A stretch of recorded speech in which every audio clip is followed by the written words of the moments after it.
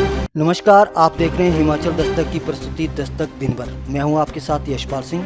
आइए नजर डालते हैं आज के मुख्य समाचारों पर। सिर्फ वोट मांगने के लिए ही मंडी आती हैं प्रतिभा सिंह, जयराम ठाकुर ने ली चुटकी।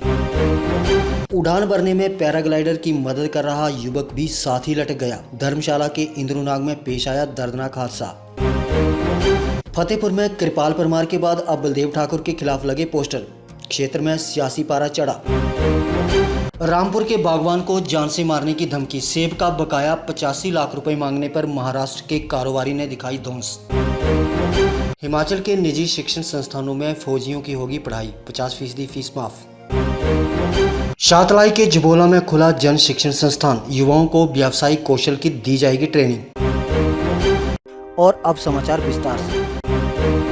हमने वादा किया था कि हम अपनी ओर से कुछ नहीं कहेंगे, हम सिर्फ अपनी सरकार के कार्यों को लोगों तक गिनवाएंगे, लेकिन कांग्रेस ने मंडी आकर अगले ही दिन पानी पी पी कर मुझे गालियां निकाली। ये बात मुख्यमंत्री जयराम ठाकुर ने सरकाघाट विधानसभा क्षेत्र के अपने दौरे के दौरान बैरा सरकाघाट व डलवाल में कही।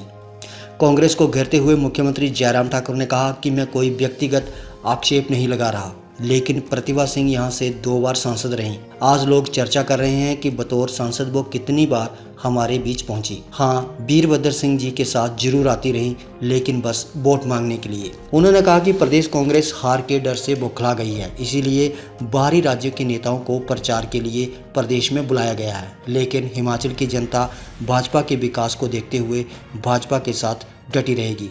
उन्होंने भरोसा दिलाया कि उन्हें सरकाघाट विधानसभा क्षेत्र से भाजपा को रिकॉर्ड जीत मिलेगी। उपचुनाव है और एक लोकसभा का है, और अगर हम पूरे इसको देखें तो 68 में से 20 विधानसभा क्षेत्र जो है वो चुनाव के दौर में से गुजर रहे हैं। तो स्वाभाविक रूप से ये आज से पहले ऐसी स्थिति रही नहीं कभी।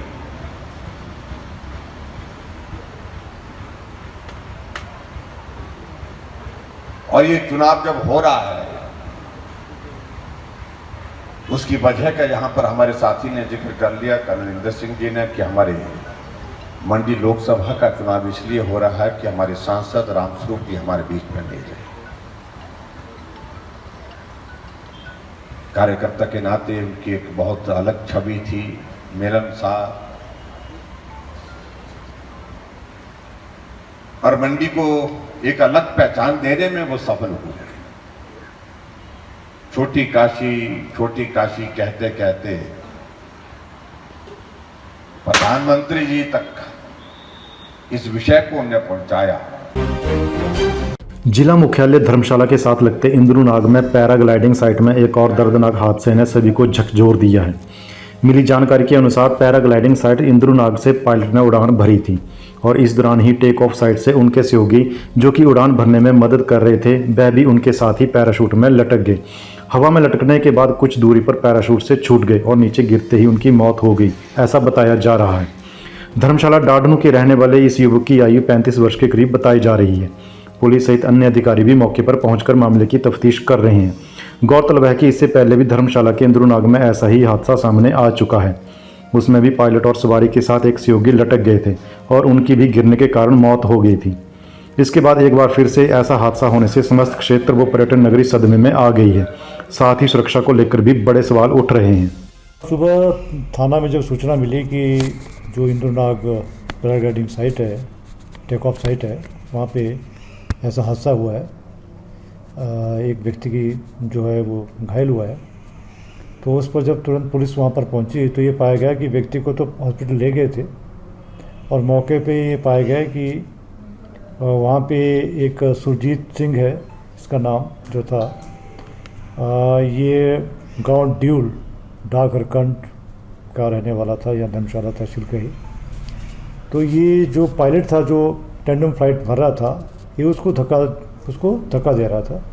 तो जैसे टेक ऑफ हुआ तो ये उसके साथ उसने छोड़ा नहीं हाथ और इसका हार्नेस में फंस गया था, जिसकी वजह से गिर गया। और गिरने के बाद नीचे क्योंकि उसका पाँव मुड़ गया था और साथ में नीचे जो है कहते हैं पहाड़ी में ढलान भी थी और ये घायल हो गया। इसको ले गए थे, जहाँ डॉक्टर ने इसे मृत घोषित कर दिया था। फतेहपुर में राजनीतिक सरगर्मियां तेज हैं। दोनों प्रमुख दलों की ओर से जोर शोर से प्रचार किया जा रहा है। वहीं इसी बीच अगर किसी प्रत्याशी के पोस्टर लग जाएं तो माहौल और भी गर्मा जाता है और ऐसा हो भी रहा है। फतेहपुर विधानसभा क्षेत्र के रे एरिया में भाजपा प्रत्याशी बलदेव ठाकुर के पोस्टर लगे हैं और इससे सियासत और भी गर्मा गई है। इन पोस्टरों में लिखा है कि अब की बार ज्वाली पार, फतेहपुर में तेरा क्या काम, अब की बार ज्वाली में करवाएंगे राम। इस तरह के पोस्टर लगने के बाद क्षेत्र के लोगों में विभिन्न प्रकार की चर्चाओं का माहौल गर्म है। गौरतलब है कि इससे पहले फतेहपुर में भी पूर्व सांसद एवं भाजपा नेता कृपाल परमार को लेकर अब की बार चक्की पार के पोस्टर भी सुर्खियों में रह चुके हैं। दोनों प्रमुख दल चुनाव प्रचार में जुटे हुए हैं। इसी बीच इस तरह के पोस्टर भी मतदाताओं में चर्चा का विषय बन रहे हैं। रामपुर के एक बागवान से लाखों रुपए की ठगी का मामला सामने आया है। ठगी का ये मामला रामपुर के शिंगला के निवासी राजकुमार के साथ पेश आया है। इस संबंध में बागवान ने महाराष्ट्र के कारोबारी के खिलाफ मामला दर्ज करवा दिया है। राजकुमार ने बताया कि वह कुमार सेन के NH5 पर देलत में सेब आड़त का काम करता है। 29 अगस्त से लेकर 18 सितंबर तक महाराष्ट्र के औरंगाबाद के एक फ्रूट एंड सब्जी कमीशन एजेंट को सेब के 15 ट्रक भेजे गए, जिसका मूल्य 1,32,000 के करीब बनता है। लेकिन उसमें से उसने 50 लाख रुपए दिए। बकाया राशि करीब 85 लाख रुपए मांगने पर उस व्यक्ति ने उसे जान से मारने की धमकी दी है। राजकुमार की शिकायत पर थाना कुमार सेन पुलिस ने मामला दर्ज कर छानबीन शुरू कर दी है। हिमाचल प्रदेश के पूर्व सैनिक व वर्तमान में देश की सेवा कर रहे जवानों के लिए राहत भरी खबर है। राज्य के निजी कॉलेज व विश्वविद्यालय में पूर्व सैनिक व वर्तमान सैनिकों की पढ़ाई निजी शिक्षण संस्थानों में 50% फीस माफी के साथ होगी। सैनिक विभिन्न विषयों के डिग्री व कोर्स हिमाचल के किसी भी निजी शिक्षण संस्थान से कर पाएंगे। जानकारी के अनुसार अगले सत्र से ये शर्त सभी प्राइवेट शिक्षण संस्थानों को पूरी करनी होगी। शिक्षा नियामक आयोग ने संस्थानों को नवंबर माह तक सैनिकों की पढ़ाई के लिए पैकेज तैयार करने को कहा है। शातलाई की ग्राम पंचायत जबोला में शनिवार को जन शिक्षण संस्थान का उद्घाटन मल्लिका नड्डा ने किया। इस दौरान उनके साथ स्थानीय विधायक जीतराम कटवाल विशेष रूप से उपस्थित थे। इस अवसर पर उपस्थित जनसमूह को संबोधित करते हुए मल्लिका नड्डा ने कहा कि जन शिक्षण संस्थान का उद्देश्य औद्योगिक श्रमिकों और उनके परिवार के सदस्यों के व्यावसायिक कौशल और जीवन की गुणवत्ता में सुधार करना है। उन्होंने कहा कि जन शिक्षण संस्थान स्थापित किए जाने से युवाओं के कौशल उन्नयन के साथ साथ गुणवत्ता युक्त प्रशिक्षण पर अधिक ध्यान दिया जाना चाहिए ताकि उन्हें बेहतर रोजगार के अवसर प्राप्त हो सके।